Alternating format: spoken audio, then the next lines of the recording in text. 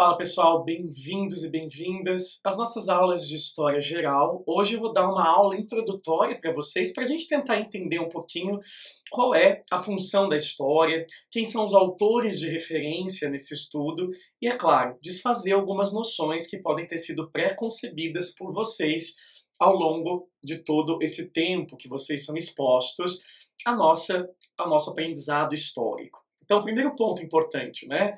A história é uma ciência? Sim, hoje a história é uma ciência amadurecida, com método.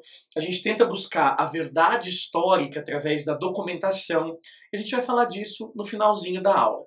Hoje eu vou começar essa aula falando com vocês sobre a importância da gente desconstruir uma visão tradicionalista de história. Por quê? Porque a história ela é pensada de uma maneira muito linear, positivista, evolucionista, desde o século XIX.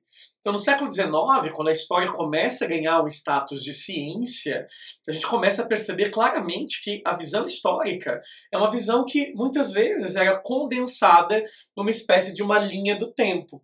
Então, quando a gente desenha, por exemplo, né, a linha do tempo tradicional, vamos colocar aqui para vocês, ó, a linha do tempo tradicional, vocês devem lembrar, né, do ensino fundamental e médio de vocês, muitas vezes, que essa linha do tempo tradicional, ela seguiu uma ordem. E é uma ordem que eu vou colocar aqui para vocês, que a gente vai questionar um pouquinho, né? Então a gente sabe que nessa linha, vou até desenhar ela maior aqui para a gente, nessa linha do tempo tradicional, a gente tem alguns problemas que eu queria relatar para vocês.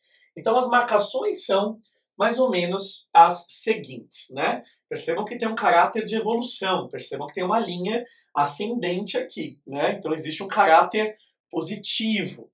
Tudo começa lá atrás, no período que a gente chama de pré-história.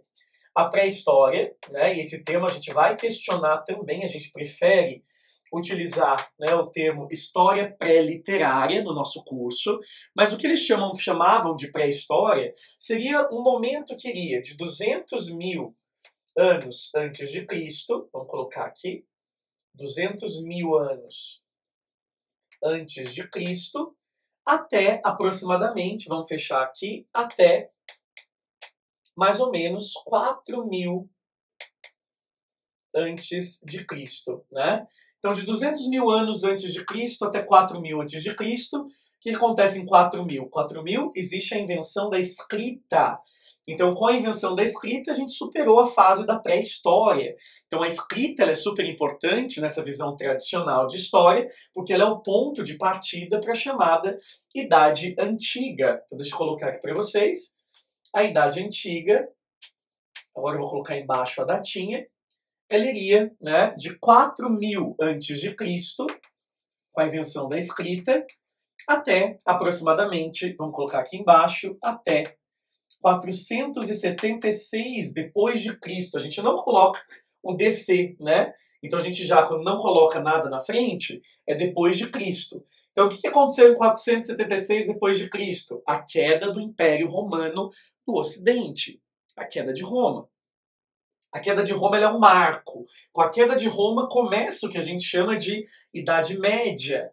A Idade Média, bem no meio aqui da temporalidade histórica, ela iria de 476, vou colocar aqui entre parênteses, né?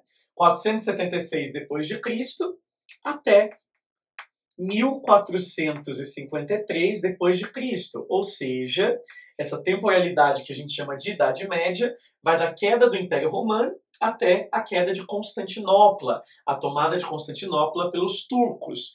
E começaria a partir deste momento a idade chamada de Idade Moderna.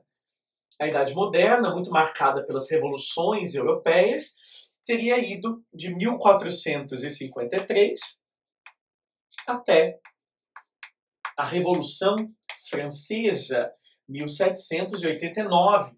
A Revolução Francesa é o marco divisor entre a Idade Moderna e a Idade Contemporânea.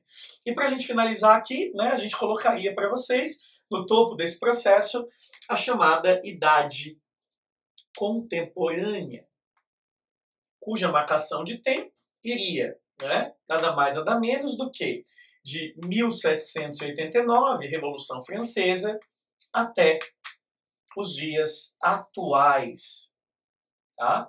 Vou colocar aqui até hoje, até a data de hoje, quando vocês estão assistindo esse vídeo, é a chamada idade contemporânea, né?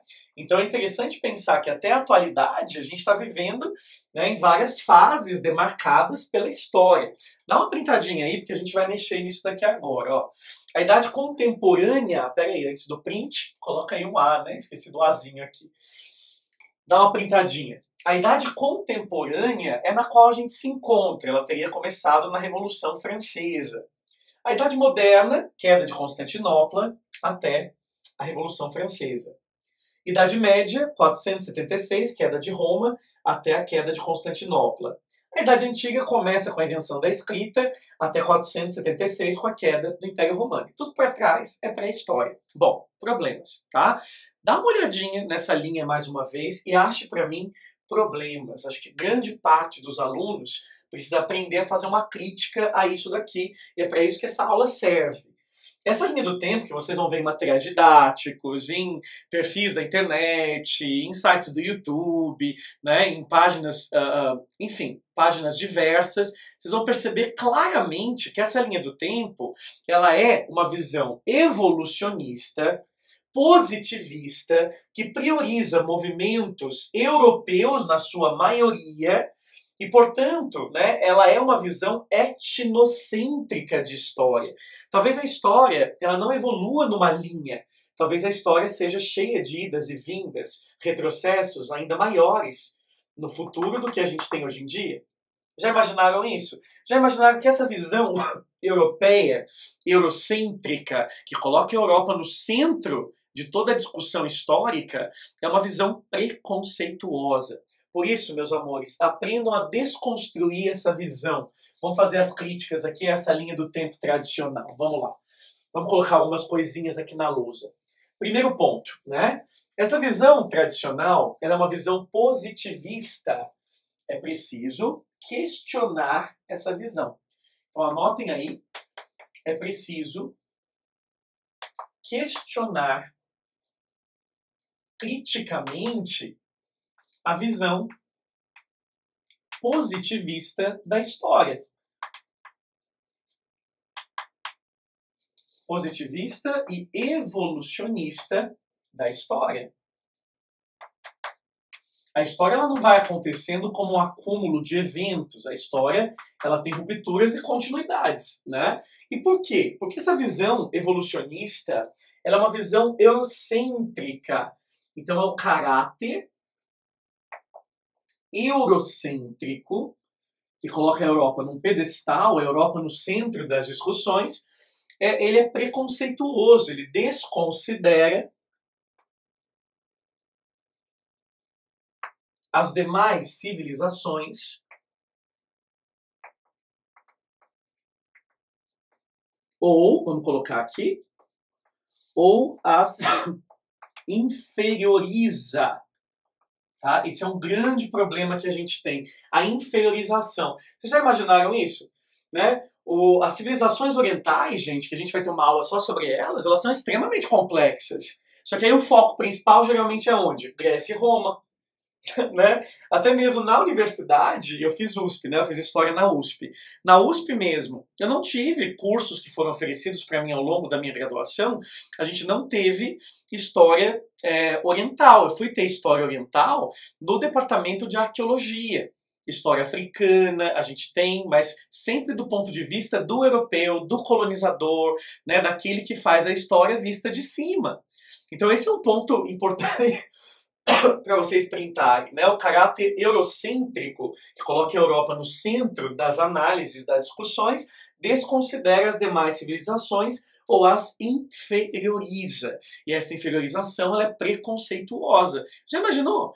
Imagina quantos povos, né, a gente poderia estudar na profundidade, caldeus, amoritas, e só para falar da Mesopotâmia, né? Depois a gente fala dos persas, dos fenícios, dos hebreus. E não, né? Geralmente os materiais didáticos focam onde? Na história europeia, Grécia e Roma. Lembra? Grécia, Europa, Itália e Europa. Ou seja, Grécia e Roma não deixam de ser importantes, mas a gente não pode simplesmente priorizar um assunto em detrimento dos outros. Já trabalhei em alguns cursinhos pré-vestibulares, antes do atual que eu trabalho, onde os materiais didáticos começavam com Grécia e Roma. Quer dizer, você despreza toda a história da humanidade em prol do quê? Em prol de duas civilizações que têm uma base europeia. Então essa visão europeizante, evolucionista, que coloca muito a técnica, né, a evolução técnica como sendo mais importante do que qualquer outra coisa, ela está muitas vezes arraigada na nossa cabeça, gente. Às vezes a gente olha a história e tenta colocar numa linha. Só que a história não é uma linha. A história, ela tem paralelos.